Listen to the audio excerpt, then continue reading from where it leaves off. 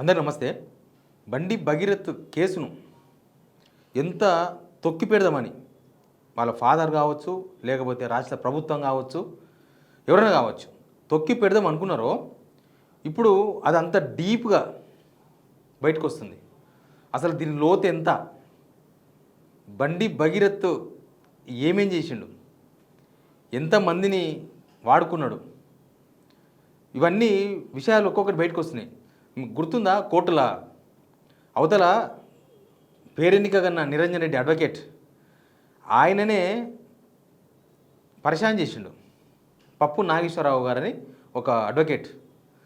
ఆ అడ్వకేటు కోర్టులో మాట్లాడిన మాటలు, ఆ తర్వాత బయట జరుగుతున్న చర్చ, ఈ 10 మంది స్నేహితులను పిలిచి పోలీసులు చేసిన విచారణ, తర్వాత ఈయన బండి భగీరథ్ గతాన్ని పోలీసులు దొబ్బే ప్రయత్నం, ఇవన్నీ చూస్తే చాలా ఈ కేసు ఇంకా చాలా దూరం ఉందేమో. ఇది ఇప్పటికాడికి ఏదో కిషన్ రెడ్డి చెప్పినట్టుగా అయిపోయిందిగా, లొంగిపోయిందిగా, అయిపోయిందిగా అన్నాడు కదా, అక్కడ ఆగేటట్టు లేదు. ఇది పోలీసు వాళ్ళు కనుక కరెక్ట్గా నిష్పక్షపాతంగా పాలిటిక్స్కి ఇన్వాల్వ్ చేయకుండా, పొలిటికల్ ఒత్తిళ్ళకు లొంగకుండా చేస్తే ఇది చాలా లోతుగా పోయే అవకాశం కనిపిస్తుంది. ముందు సబ్స్క్రైబ్ చేయండి, షేర్ కూడా చేయండి. నేను ఎందుకు ఈ విషయాన్ని ప్రస్తావిస్తున్నానంటే, ఆ రోజు అడ్వకేట్ పప్పు నాగేశ్వరరావు గారు మాట్లాడిన మాటలు, ఆ తర్వాత జరుగుతున్న పరిణామాలు, వాటిని బేస్ చేసి మాట్లాడుతున్నాను నేను. ఏంటిది విషయము, ఆ రోజు ఆయన మాట్లాడింది ఏంటంటే, వీలే కాదు అంటే ఆయన బండి భగీరథ్ బ్యాక్గ్రౌండ్ చెప్పే ప్రయత్నంలో భాగంగా పప్పు నాగేశ్వరరావు గారు మాట్లాడినారు. అరెస్ట్ నుంచి రక్షణ కల్పించండి, నాట్ టు అరెస్ట్ ఇవ్వండి, కనీసం గురువారం వరకైనా అరెస్ట్ చేయకుండా మీరు ఆర్డర్ చేయండి అని జడ్జి మీద నిరంజన్ రెడ్డి గారు ప్రెషర్ పెడుతున్న టైంలో పప్పు నాగేశ్వరరావు గారు ఒక మాట అన్నారు. అడ్వకేట్, వీళ్ళ తరపున అడ్వకేట్, బాధితుల తరపున అడ్వకేట్. ఆయన అన్న మాట ఏంటంటే, మేడం ఆయన ఒక్క కేసే కాదు, ఇంకా 4 ఉన్నారు, త్వరలో వాళ్ళు కూడా వస్తారు, కాబట్టి ఆయనకు బెయిల్ ఇవ్వద్దు, ఆయనకు ప్రొటెక్షన్ ఇవ్వద్దు, గురువారం నాడు అంటే 21st అప్పుడు కేసు వాయిదా పడ్డప్పుడు చూద్దాము, మీరు మాత్రం ప్రొటెక్షన్ ఇవ్వద్దని చెప్పేసి ఆయన మాట్లాడిన మాటలు ఇప్పుడు ఈ 10 మంది ఫ్రెండ్స్ను పోలీసులు విచారణ చేయడము, ఇంకా కొంత లోతుగా పరిశీలించే ప్రయత్నం చేయడము, ఇవన్నీ చూస్తుంటే చాలా లోతు ఉంది వ్యవహారం. ఇది పైన చెప్పుకున్నట్టుగా కాదు, ఇదేమి పొలిటికల్ కేసు కాదు. ఇది తెలంగాణ ప్రజలకు చాలా అర్థమైంది. ఈ కేసు విషయంలో తెలంగాణ ప్రజలకు చాలా విషయాలు అర్థమైపోయినాయి. దీనిలో ఏ పార్టీ ఎవరినో టార్గెట్ చేసి, లేకపోతే ఇంకెవరినో ఏదో చేసి చేస్తున్న వ్యవహారం కాదు. ఇది పొలిటికల్ కేసు కానే కాదు. ఇది 100% సమాజంలో జరిగిన ఒక బలవంతుడైన ఒక పొలిటీషియన్ కొడుకు, బలహీనమైన ఒక సమాజంలోని ఒక నార్మల్ కుటుంబం పైన జరిపిన వ్యవహారం. ఇది నేరం కాబట్టి ఇందులో ఇంత చర్చ కూడా జరుగుతుంది. ఏంది అసలు ఎవరు వాళ్ళు, ఆ నలుగురు ఎవరు అనేది తెలియదు. కానీ ఎందుకు బయటకు వస్తలేరు? వాళ్ళు పప్పు నాగేశ్వరరావు గారిని కలిసిండ్రా? పప్పు నాగేశ్వరరావు గారు వాళ్ళతో మాట్లాడిందా? పప్పు నాగేశ్వరరావు గారి ఇన్వెస్టిగేషన్లో తెలిసిందా?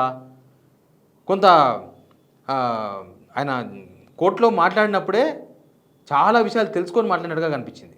ఆయన అంత ఉత్తగా ఏదో కోర్టులో మాట్లాడేసినాం, ఏదో ఆయన బెయిల్ రాకుండా చూద్దాం అనేవారు కాకుండా ఈ కేసును చాలా డీప్గా స్టడీ చేసినట్టు కనిపించింది. ఆయన మరుస రోజే రాష్ట్రపతికి, ప్రధానమంత్రికి లేఖ రాసిండు. ఒక అడ్వకేటు ఆయనను కేంద్ర మంత్రి పదవి నుంచి తప్పించండి, లేకపోతే ఈ కేసు ఇన్వెస్టిగేషన్ జరగదు, ఇది చాలా కథ ఉంది, కార్ఖానా ఉంది దీనిలో, ఇది సీవియర్ కేసు అని చెప్పేసి ఒక అడ్వకేటు రాష్ట్రపతికి, ప్రధానమంత్రికి లేఖ రాసినంటే ఆయన దగ్గర ఆయన దృష్టికి వచ్చిన అంశాలు ఏవి అనేది ఇప్పుడు ఒక కథ.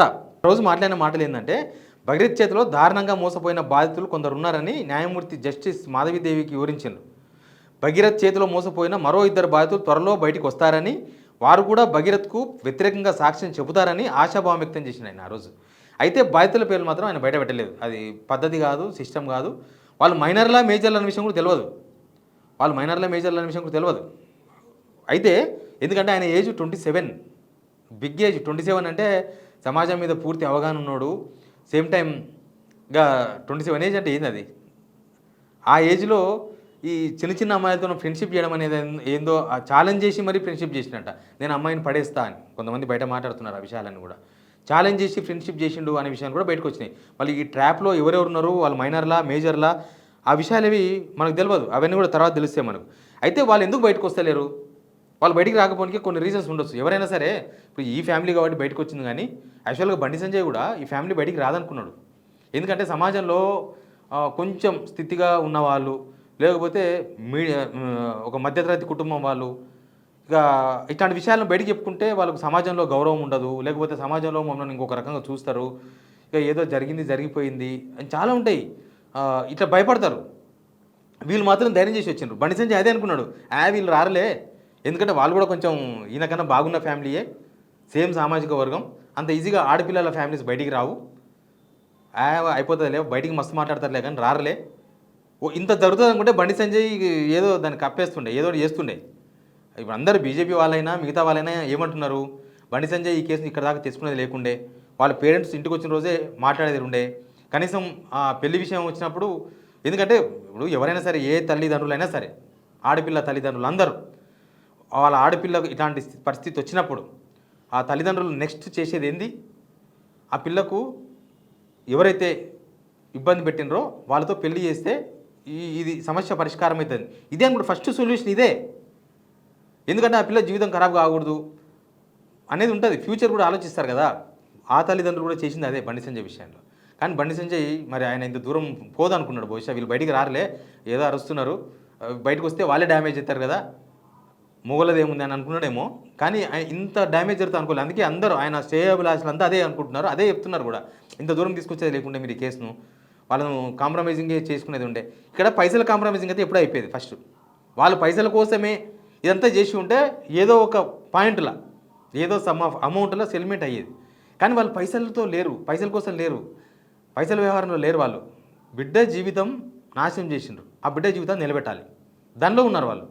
బిడ్డ జీవితం నిలబెట్టాలంటే పెళ్ళి మాత్రమే మార్గం. పెళ్ళి చేసుకుంటేనే వాళ్ళకు సమాజంలో గౌరవం దక్కుతుంది. ఇక ఆ గౌరవం పోయినప్పుడు, ఆత్మగౌరవం పోయినప్పుడు ఇంకెవరేం చేస్తారు, ఇట్లా బయటకు వస్తారు. అయితే మిగతా వాళ్ళు ఎందుకు బయటకు వస్తలేరు? బండి సంజయ్ కొడుకు సొక్కమైనడు అని చెప్పే అవకాశాలు లేవు, ఎక్కడా లేవు. ఆయన పూర్వపరాలు 2023 జనవరిలో అప్పుడు మహేంద్ర కాలేజీలో జరిగిన గొడవ, ఆ తర్వాత మహేంద్ర కాలేజీ నుంచి డీబార్ చేయడం, తర్వాత మామూలు సామాన్య కుటుంబం అయితే అట్లా డిబార్ చేస్తే పరిశాన్ అవుతారు, అరే నాయన ఏమవుతుంది వీడి భవిష్యత్తు ఏందని. ఇంకా వాళ్ళు ఉన్నతమైన ఫ్యామిలీ కూడా డిబార్ అయిన వాళ్ళు బాధపడినట్టున్నారు. అట్లా జరిగినాయి. అయితే ఇప్పుడు ఏంది అంటే ఇంకా ఇద్దరు నలుగురు, ఆయన చెప్పేటి నలుగురు, అయితే ఆయన ఇద్దరు బయటకు వస్తారని చెప్పి న్యాయవాది, వాళ్ళు ఎవరో న్యాయవాదికి మాత్రమే తెలిసి ఉండొచ్చు బహుశా, మనకైతే ఎవరికి తెలియదు. కానీ ఆ తర్వాత బయటికి కూడా వస్తారని చెప్పినారు, వాళ్ళు ఇప్పటికైతే రాలేదు. కానీ వాళ్ళు ఒకవేళ బయటకు వస్తే ఈ కేసు ఇంకా చాలా సీరియస్గా మారే అవకాశం ఉంది. బహుశా వాళ్ళు భయపడుతుండొచ్చు. ఎందుకంటే ఇప్పుడు ఈ ఇష్యూలో, ఈ గొడవలో మొత్తం కొన్ని వీడియోలు ఆమె కానే కావు. ఇప్పుడు మనకు అర్థమవుతుంది కదా, వాళ్ళ మీద కేసు బుక్ అయింది. ఎవరైతే ఆ మైనర్ బాలిక వీడియోలు బయట పెట్టినరో వాళ్ళ మీద కూడా పోలీసులు కేసు పెట్టినరు. యూట్యూబర్స్ అయినా సరే, ఇన్ఫ్లుయెన్సర్ అయినా సరే, వాళ్ళ మీద కూడా కేసులు అయినాయి. కానీ దానిలో కొన్ని వీడియోస్ ఆమె కానే కావు. అయినా సరే ఆమె క్యారెక్టర్ను, ఆ బాలిక క్యారెక్టర్ను పాడు చేసే ప్రయత్నం చేసిండ్రు. ఆ కుటుంబ ఆత్మగౌరవాన్ని, అది బాధ్యతారాహిత్యం, 100% బాధ్యతారాహిత్యం, అది 100% బాధ్యతారాహిత్యం. ఆకు పోయి ముళ్ళు మీద పడ్డా, ముళ్ళు పోయి ఆకు మీద పడ్డా ఆకే ప్రమాదం ఉండొచ్చు. కానీ ఇక్కడ ఆకు కాదు, ముళ్ళు చాలా బాధ్యత గల ఒక పొజిషన్లో ఉన్నాడు కాబట్టి అది బాధ్యతారాహిత్యం. ఆ అమ్మాయి వీడియోలు, ఫోటోలు తీసుకోవడం. బహుశా మిగతా బాధ్యతలు కూడా భయపడుతుండొచ్చు వీళ్ళు చేస్తున్నారని. ఆ వీడియోలను బయటికి తీసుకొచ్చింది బండి సంజయ్ వాళ్ళ సోషల్ మీడియా, డౌట్ ఏం లేదు దానిలో. బండి సంజయ్ వాళ్ళ బండి సంజయ్ యువ సైన్యం, బండి సంజయ్ యువసేన, బండి సంజయ్ అది ఇది అని ఉంటాయి కదా, వాళ్ళు తీసుకొచ్చి సోషల్ మీడియా పడేసిండ్రు అమ్మాయి వీడియోలు మొత్తం.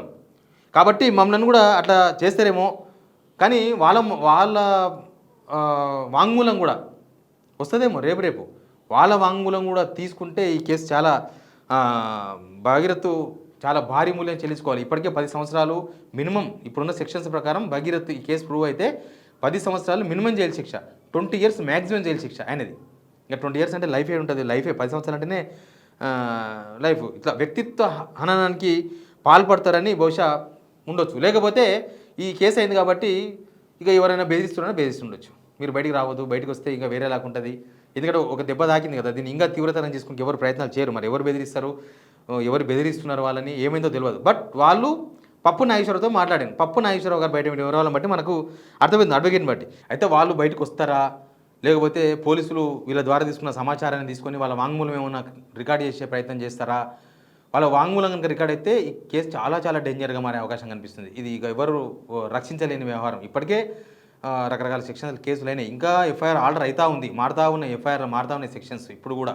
కాబట్టి దీని లోతు ఎంత అనేది మాత్రం ఇంకా ముందు ముందు విచారణ తెలుస్తుంది. Please subscribe.